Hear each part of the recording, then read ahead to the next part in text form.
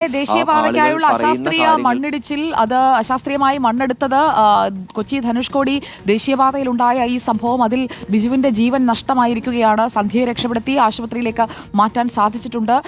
അർജുൻ മട്ടന്നൂരുണ്ട് അപകട സ്ഥലത്ത് നിന്ന്. അർജുൻ മട്ടന്നൂർ, അടിമാലി മൂന്നാർ റൂട്ടിലല്ലേ ഈ കൂമ്പൻപാറ വരുന്നത്? അപ്പോൾ വിനോദസഞ്ചാരികളടക്കം നിരവധി പേർ ആശ്രയിക്കുന്ന ഒരു വഴി കൂടിയാണ്. എത്രത്തോളം ആശങ്കയുണ്ടാവുന്നുണ്ട്?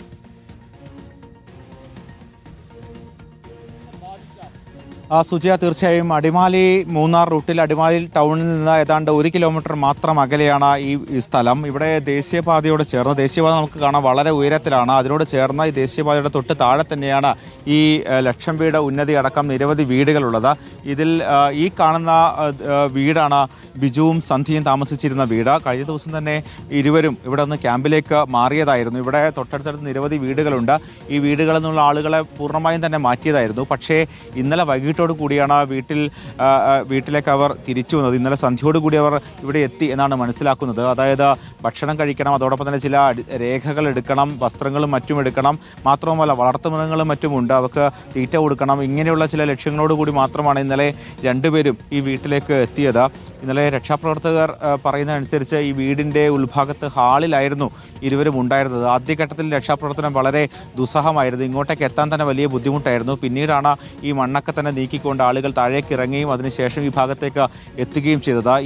ഈ കോൺക്രീറ്റ് പാളികൾക്കടിയിലായതുകൊണ്ട് തന്നെ എളുപ്പമായിരുന്നില്ല രക്ഷാപ്രവർത്തനം. പ്രത്യേകിച്ച് ഇവർ രണ്ടുപേരെയും രക്ഷപ്പെടുത്താൻ വേണ്ടി ഇത്തരത്തിൽ അകത്തേക്ക് രക്ഷാപ്രവർത്തകർക്ക് കടക്കാൻ പോലും കഴിയാത്ത ഒരു സാഹചര്യം ഉണ്ടായിരുന്നു.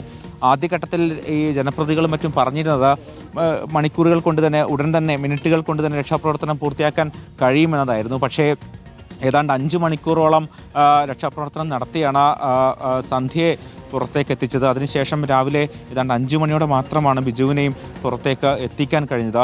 ഈ പ്രദേശവാസികളൊക്കെ തന്നെ ഇവിടെയുണ്ട്. ചേട്ടാ, ഇവിടെയുള്ള ആളാണോ? എന്താ കുറേ ദിവസമായിട്ട് ഈ മണ്ണിടിയുന്നുണ്ടായിരുന്നോ? ഉണ്ടായിരുന്നു. വിളിച്ചിരിക്കുകയായിരുന്നു.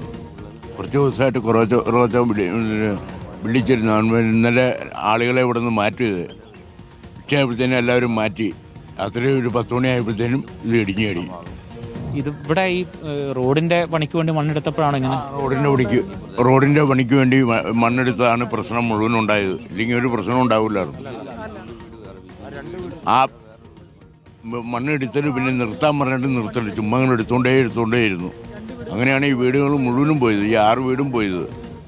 പരാതികളൊക്കെ നൽകിയിരുന്നു നേരത്തെ? ഒരുപാട് പരാതികളൊക്കെ ഇവിടെ ആൾക്കാർ നടത്തിയിട്ടുണ്ടായിരുന്നു. ഒരു പരാതി അങ്ങോട്ട് ഗവൺമെന്റ് അംഗീകരിച്ചിട്ട് വേണ്ടേ?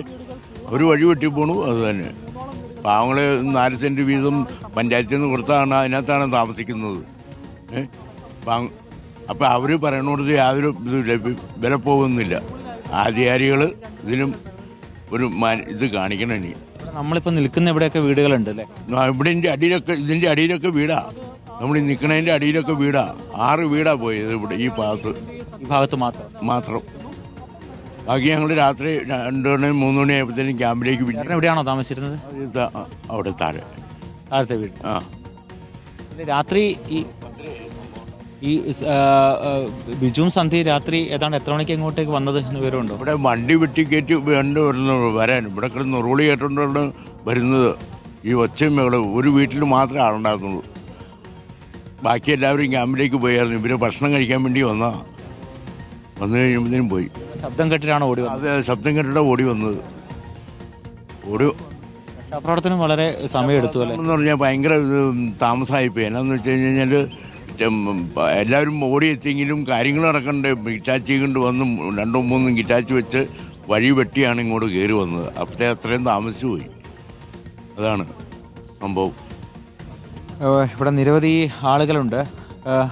ചേട്ടാ, ഇത് ഈ സംസ്ഥാനത്ത് തന്നെ ആദ്യത്തെ അല്ലേ ലക്ഷം വീട് ഒറ്റ വീട് ഇരട്ട വീടുകൾ ഒറ്റ വീടാക്കി മാറ്റിയ ലക്ഷം വീടാണ് സംസ്ഥാനത്ത് ആദ്യമായിട്ട്.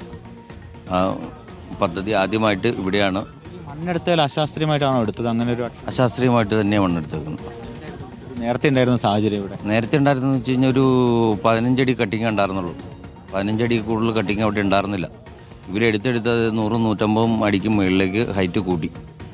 ആ ഹൈറ്റ് കൂട്ടി താഴെ മട്ടിക്കല്ല് ബ്രേക്ക് ചെയ്ത് പൊട്ടിക്കുന്നതിന് ശ്രമിച്ചു. അന്നേരം മുകളിൽ വിള്ളലായി. ഈ മണ്ണെടുപ്പ് നിർത്തിവെക്കുക അങ്ങനെ എന്തെങ്കിലും ചെയ്തിരുന്നു? പരാതിയൊക്കെ ഉണ്ടായിരുന്നില്ലേ? പരാതി ആരോട് കൊടുക്കാനും? പരാതി കൊടുത്ത ഇവർ പറഞ്ഞ സുപ്രീം കോടതി പോകണമെന്നല്ലേ പറഞ്ഞു നമ്മളോട്. അത് സാധാരണക്കാരനാരെങ്കിലും സുപ്രീം കോടതി പോകാനുള്ള കഴിവുണ്ടോ? ഇവർ മണ്ണെടുക്കുന്ന ഈ പ്രദേശത്തല്ല, ഈ പോകുന്ന വഴികളിലെല്ലാം ഇവർ ഈ നിലയ്ക്ക് തന്നെയാണ് മണ്ണെടുക്കുന്നത്. അവരെന്തെങ്കിലും വെച്ച് ഭീഷണിപ്പെടുത്തുക, അല്ലെങ്കിൽ അവരുടെ പേര് കേസ് കൊടുക്കുക, ആളുകളെ സ്റ്റേഷനിലോ അല്ലെങ്കിൽ കോടതിയിൽ കയറ്റുക. അതാണ് അവരുടെ. ഇവിടെ സംരക്ഷണ ഭിത്തിയൊക്കെ ഉണ്ടായിരുന്നില്ലേ? സംരക്ഷണ ഭിത്തി ആകെ 5 അടി 6 അടി ഹൈറ്റിനുള്ളൂ. നീ അതിൽ കൂടുതൽ അവരാരും പണിയുന്നില്ല. റോഡ് പണി തീർത്ത് പണിയുന്നില്ല. ഇന്ന് ഇവിടെ ഒരു 100 മീറ്റർ പണിത് ഞാൻ 100 മീറ്റർ പണിയുന്ന മൂന്നാറാ, പിന്നെ പണിയുന്നത് 10 മൈലാ. ഇത് ഒരു സൈഡിൽ തീർത്തു വന്നാലേ ആൾക്കാർക്ക് സുരക്ഷിതമായിട്ട് കിടക്കാൻ പറ്റുള്ളൂ. എത്ര ദിവസമായി ഇങ്ങനെ മണ്ണിടിയാൻ തുടങ്ങിയിട്ട് ശരിക്കും? മണ്ണിടെ 2-3 ദിവസമായേ ഉള്ളൂ. പക്ഷെ അപ്പോൾ തന്നെ ആളുകളൊക്കെ മാറ്റിയിരുന്നോ? ആളുകളൊന്നും മാറ്റിയില്ല, ഇന്നലെ ആളുകളെയൊക്കെ മാറ്റിയത്. വലിയ വിള്ളൽ വന്നു തോന്നുന്നു. വലിയ വിള്ളലാണ്. അല്ല, ആ വലിയ മഴ പെയ്തപ്പോഴൊന്നും ഒരു കുഴപ്പമില്ലായിരുന്നു. ഇവർ മണ്ണെടുത്ത് ബ്രേക്ക് ചെയ്യാൻ തുടങ്ങിയ പിന്നീടാണ് ഇതെല്ലാം പോകുന്നത്.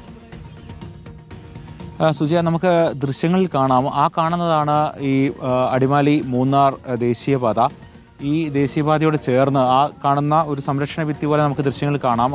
അതിന് തൊട്ടപ്പുറത്ത് റോഡാണ്. കഴിഞ്ഞ 2 ദിവസത്തിലേറെയായി ആ റോഡിലൂടെയുള്ള ഗതാഗതം പൂർണ്ണമായും നിർത്തിവെച്ചിരിക്കുകയായിരുന്നു. ഈ മണ്ണിടുന്ന സാഹചര്യത്തിലായിരുന്നു അത്. അവിടെ സംരക്ഷണ ഭിത്തിയൊക്കെ തന്നെ പണിതിട്ടുണ്ടെങ്കിൽ പോലും അത് മതിയായ ഒരു സുരക്ഷാ സംവിധാനമല്ല എന്നാണ് നാട്ടുകാർ പറയുന്നത്. അതിനുശേഷം ഇന്നലെ രാത്രി ഏതാണ്ട് 10 മണിക്ക് ശേഷമാണ് അവിടെ നമുക്ക് ദൃശ്യങ്ങൾ കാണാം. ഈ റോഡിന് മുകളിൽ ദേശീയപാതയുടെ കരാർ ഏറ്റെടുത്തിരിക്കുന്നത് ഏത് കമ്പനിയാണ്? കാരണം ഈ ഉത്തരവാദിത്തത്തിൽ നിന്ന് അവർക്ക് ഒഴിഞ്ഞു മാറാൻ കഴിയില്ല. മണ്ണെടുത്തത് അശാസ്ത്രീയമായിട്ടാണ്. മണ്ണിടിച്ചിൽ ഭീഷണി നിലനിന്ന സ്ഥലത്ത് അപകടവും ഉണ്ടായിരിക്കുകയാണ്. എന്താണ് സർക്കാർ സംവിധാനങ്ങൾ ഇതിൽ നൽകുന്ന മറുപടി? സർക്കാരിന്റെ ഭാഗത്ത് നിന്ന് ആരൊക്കെ അപകട സ്ഥലത്തേക്ക് ഇതിനകം എത്തിയിട്ടുണ്ട്? നിലവിൽ സുജയ ഇവിടെ പ്രധാനപ്പെട്ട ജനപ്രതിനിധികൾ ആരും തന്നെയില്ല. ഇന്നലെ മന്ത്രി റോഷി അഗസ്റ്റിൻ, അതോടൊപ്പം തന്നെ ഡീൻ കുര്യാക്കോസ് MP, അത്തരത്തിൽ പ്രധാനപ്പെട്ട ജനപ്രതിനിധികളൊക്കെ തന്നെ രാത്രി പൂർണ്ണമായും ഇവിടെ രക്ഷാപ്രവർത്തനത്തിനൊപ്പം ഉണ്ടായിരുന്നു. അവർ പറയുന്നത് ഈ റോഡിന്റെ നിർമ്മാണം പുരോഗമിക്കുകയായിരുന്നു. അതിനിടയിൽ മണ്ണിടിച്ചിലുണ്ടായപ്പോൾ തന്നെ ജാഗ്രതാ നിർദ്ദേശം നൽകിയതാണ്. മാത്രമല്ല വീടുകളിലുള്ള മുഴുവൻ പേരെയും ഇവിടെ നിന്ന് തൊട്ടടുത്തുള്ള സ്കൂളിലേക്ക് മാറ്റുകയും ചെയ്തതാണ്. പക്ഷേ ഈ ബിജുവും സന്ധ്യയും ഇത്തരത്തിൽ ഇന്നലെ അപ്രതീക്ഷിതമായി വീട്ടിലേക്ക് വന്നു. അപ്പോൾ തന്നെ യാദൃശ്ചികമായി അപകടം ഉണ്ടാകുന്നു. അങ്ങനെയാണ് ഇത്തരമൊരു അപകടം ഉണ്ടായത്.